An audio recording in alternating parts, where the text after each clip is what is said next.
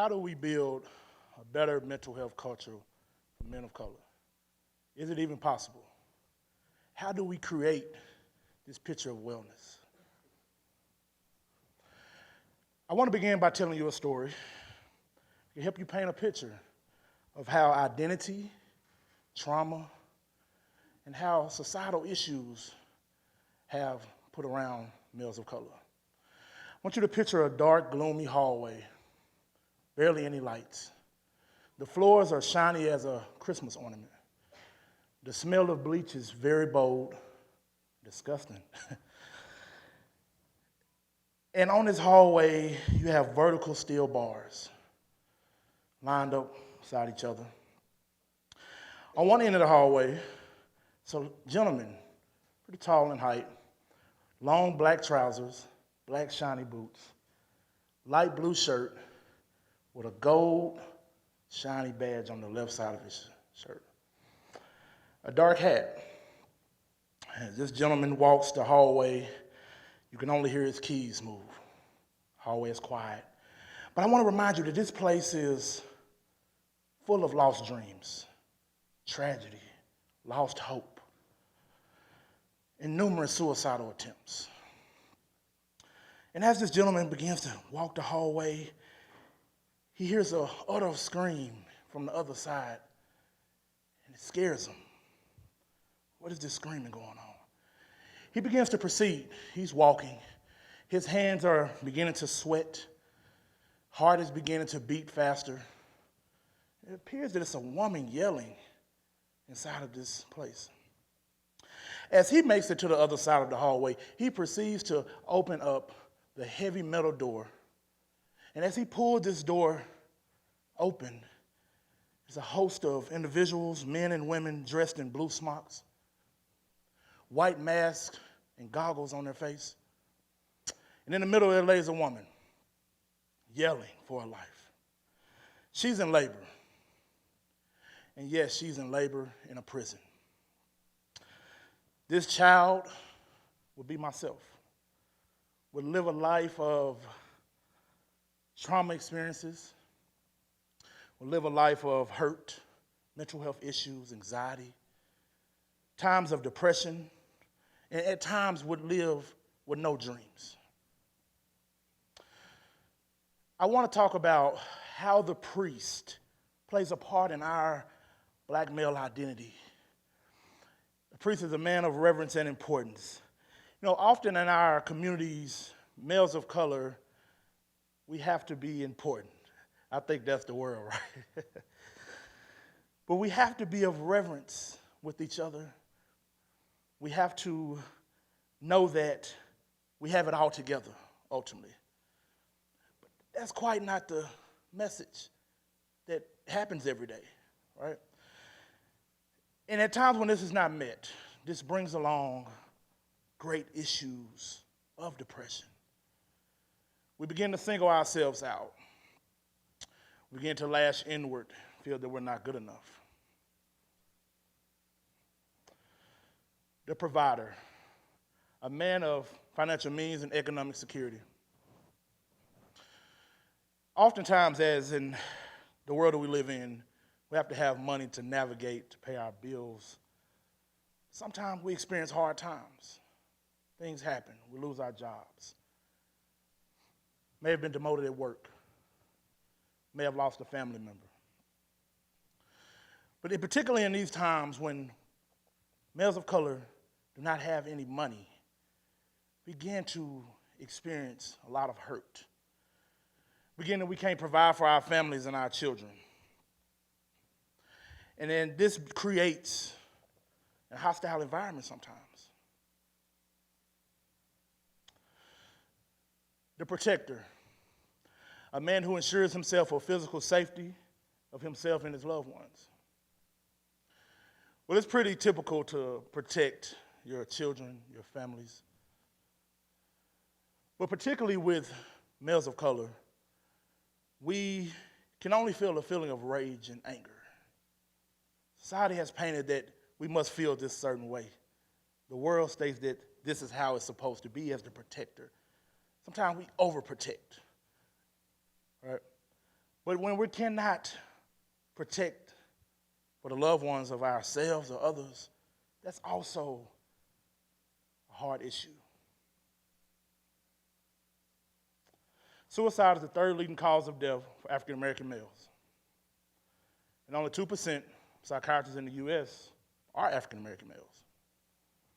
1 in 10 African American males will be in prison in his 30s on any given day.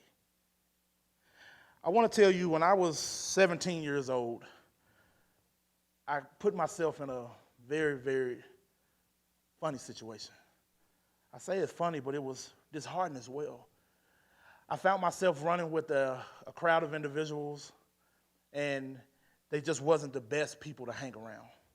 I put myself in a situation where I would travel the route of being a juvenile delinquent. 17 years old, I was 1 month away from turning 18 and losing all my freedom. And I was given another chance. But throughout that moment, I felt that I had nowhere to turn to. In the moment I sunk in and became depressed, I felt that I wasn't capable. I felt that because of the color of my skin and being a male, that I had to overcome this by myself. I had no safe space.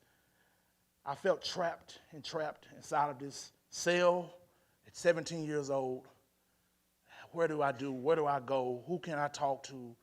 Because of my masculinity, I lashed all over the place. My anger was always high. African Americans are 20% less likely to receive mental health treatment than the general population. I want to paint a beautiful picture with you. As you can see here, we have an African American male and a Caucasian gentleman. It appears that the African American males is giving therapy. By building a better culture, I want you to envision males of color becoming your next mental health advocates, your next professionals, clinicians. I want you to picture how beautiful this looks. That not only we just help this community, but we help communities thrive abroad.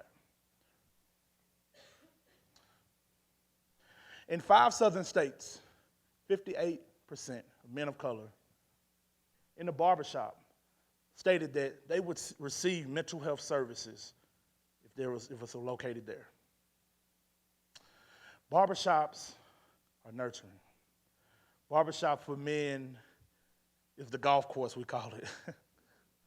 Barbershops have become a staple in our community, and this is the place that we go to. Imagine barbershops being a safe space for men of color and to receive mental health services.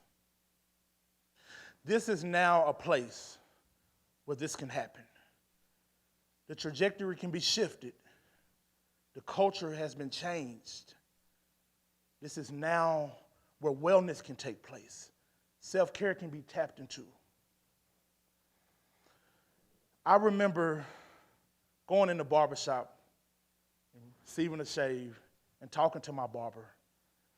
And I would talk to him in just about everyday life. He would give me advice on, how to navigate, if I was going through a hard time with maybe navigating employment. He would give me some opportunities, some different resources to tap into. This was my safe space to go to and talk to my barber, but also I would talk to my barber about, I'm having a hard time. I feel lonely. He would cheer me up. He would give me this sense of, it's going to be okay. The relationship between a barber and a man, particularly a man of color, is priceless. It's probably more priceless between the relationship of a man and his wife. Nah, not that priceless. But almost close.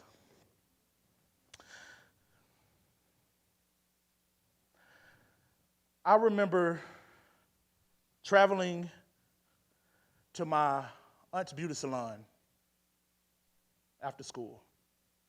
My aunt owned a beauty salon, and she would allowed me to come there. It was a bunch of cosmetologists. There was only one male barber. And this is when I striked my first mentorship relationship. As a young man, I was roughly 8 years old. He was sitting me in his chair. He was talking to me about school, the different things that was going on. But he would also encourage me. He would give me this encouragement of, I got your back. You know, he would hold me accountable. Not only was he giving me this safe space, but we navigated a positive relationship. Positive relationships are birthed in the barbershop as well.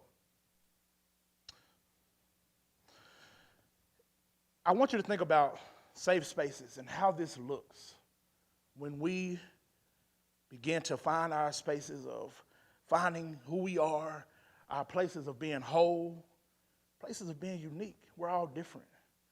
But our safe spaces help to really tap into who we are. You know, their relationship led me to understand with my barber at a young age that now when I'm waiting on my barber cutting hair, that I can have a conversation with the gentleman next to me about mental wellness, going to therapy, or perhaps a therapist can come there. We're already in a place where we're discussing manhood, politics, brotherhood. We can now discuss mental health. We can now discuss this culture. We can change things, and our society can be united. We get to create not only safe spaces, but we get to create positive momentum that will lead to communities abroad and make a great impact. Thank you.